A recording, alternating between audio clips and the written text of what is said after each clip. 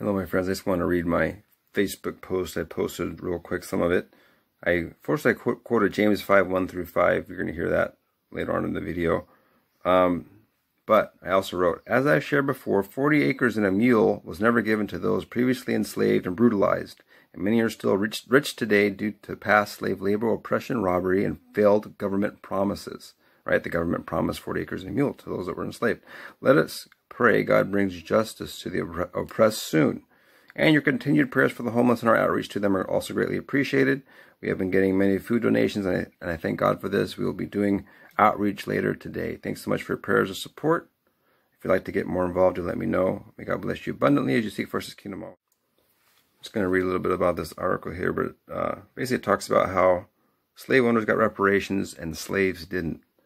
It says Americans that are opposed to paying reparations to descendants of slaves might not realize that their ancestors received these reparations after their slaves were freed.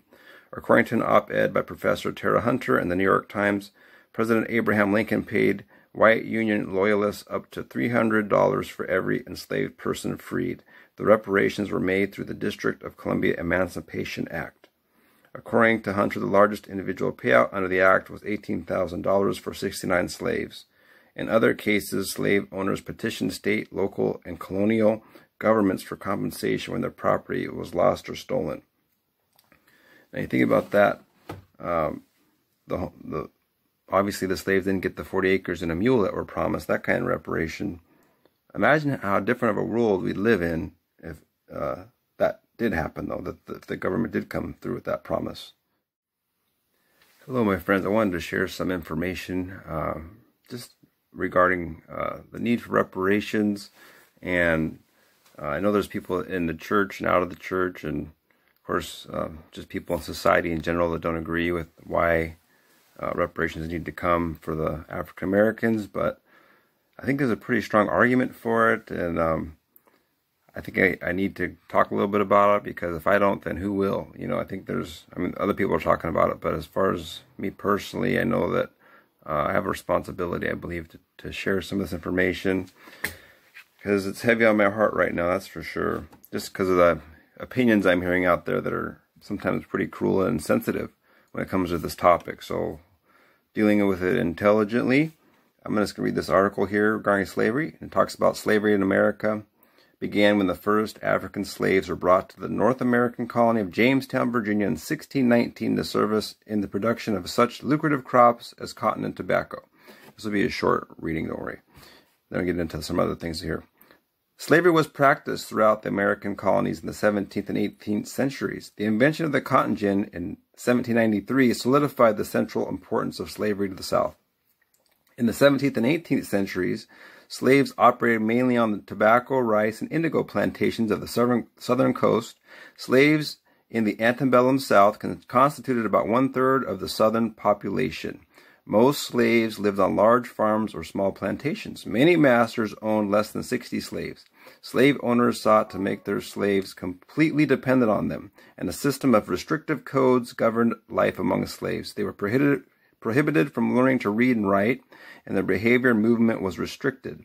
Many masters took sexual liberties with slave women and rewarded obedient slave behavior with favors, while rebellious slaves were brutally punished. Okay, so that's kind of the beginning of slavery.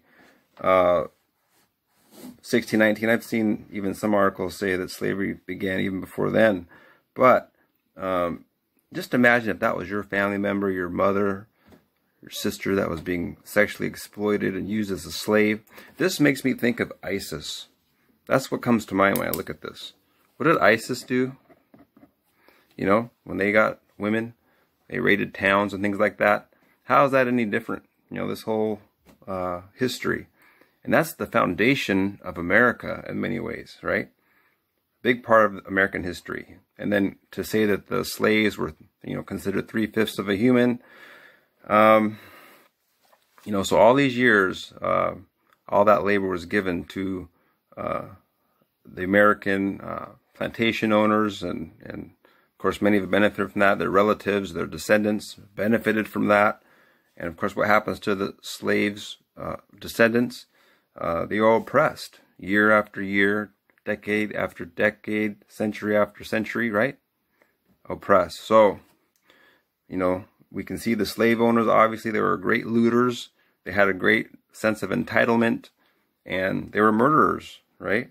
A lot of them were murderers. So that has an impact today, right?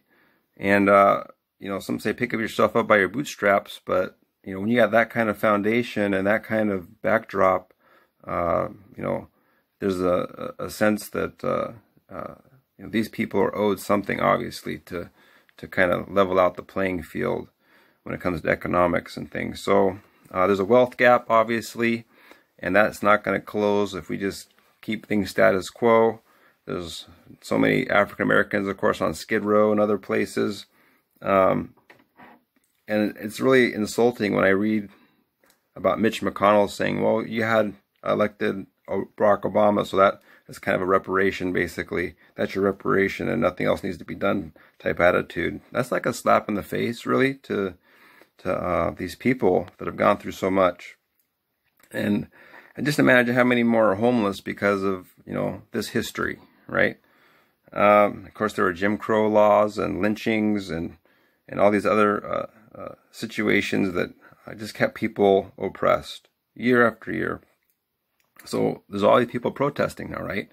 Saying Black Lives Matter and those types of things. And I don't support the entire agenda of Black Lives Matter, but as far as reparations and fighting for the end of discrimination and racism, I definitely agree with that, as well as the end of oppression by police, right? Of course, a lot of the times, you know, you're seeing all these videos, there's people that are being even murdered, obviously, right? George Floyd and others. So the proper church response, I think we need to look at things from God's perspective on this, right? And the book of James talks about it.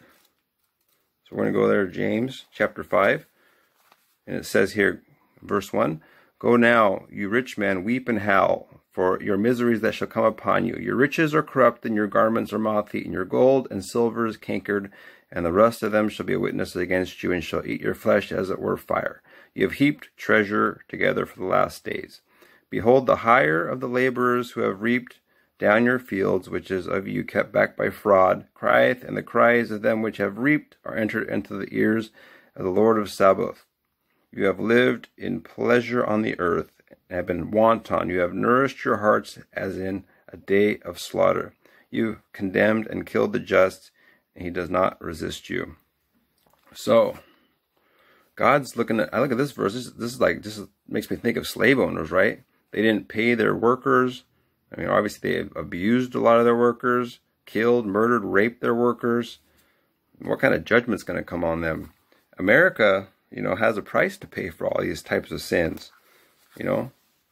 So I believe we should work toward bringing reparations to people that are of African American descent. And I think, just my opinion, and you guys have other ideas, let me know, you know, leave a comment. But I'm thinking about, you know, sometimes how would you do it? Well, you could look at percentage of, you know, how much is in your blood or whatever. But I'm almost thinking too that perception versus percentage of African Americans. How does the world perceive you? If you, on all your job applications, wrote African American, because that's just how the world, like for me, that's what I always used to say, because that's what my skin color is. I know the world looks at me like that. It doesn't matter if I'm half Lebanese, or I'm sorry, a quarter Lebanese and a quarter Italian. All they see is African American when they look at me, typically, or maybe some other, you know, minority, but no, typically African American. So, and people call me the N-word and things like that. So I know for a fact that most of the world looks at me like that as an African American. So in that case, you're going to receive those types of discrimination sometimes, and obviously you know, reparations should be due in proportion to that. But not just that. I think you know, just looking back at, you know, history of your, you know, your family and things like that, and, you know, if you could, you know, learn a little bit about that, and maybe that would also be a part of deciding what the reparations would be for each individual. But I think ultimately make sure that at least people's basic needs are met in the African American community, whether it be housing, food, just those types of basic things, right? We have all these people on Skid Row, many of them African American, and obviously most of them don't have any other option as far as housing. So, you know, if we could just make that happen in America, maybe we can make a petition and you know, fight for just the basic needs to be met, and then go from there. You know, so the proper church response, I think that, you know, God makes it pretty clear in Proverbs 31:8-9 to defend the rights of the poor and the needy. And also, look at 1 Corinthians. I'm going to look at this verse here. This is kind of another important point, I think. Verse 7. We'll kind of look at some of the verses around here. But, well, we'll just go ahead and start at verse 1. Dare any of you have a matter against another to go to law before the unjust and not before the saints? Do you not know that the saints will judge the world? And if the world will be judged by you, are you unworthy to judge the smallest matters? Know you not that we shall judge angels? How much more the things that pertain to this life?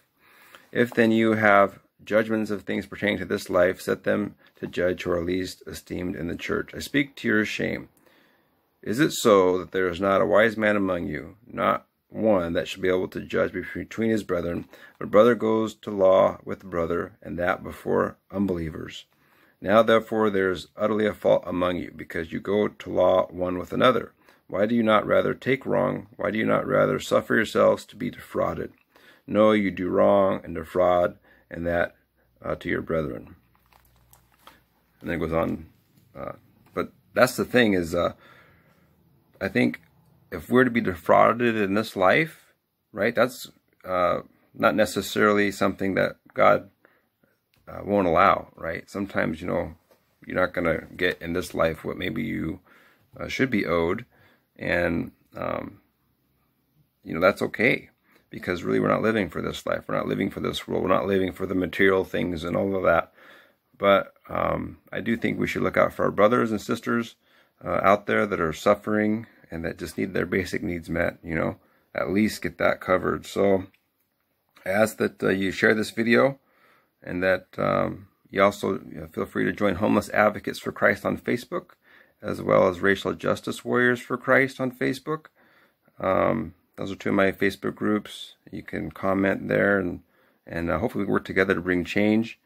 But I just really ask you to pray for people that just don't understand the devastating impact of slavery. Or maybe they don't care, or maybe they're racist, or whatever it is. We got to pray for those people to have a change of heart, you know, and you know, otherwise, you know, this country is just going to be continual. It seems like almost a civil war going on. A war of ideas, but the truth is the truth, you know, and that's what matters. History's there, you know. We can, you know, argue against history, but it's there, you know, and we have to, you know, deal with the repercussions of that. And people are waking up and seeing, you know, and so we have to really not ignore that. So, anyways, thanks for your prayers and support out there, and. I ask again that you share this, and may God bless you all. You seek first His kingdom always. Bye-bye.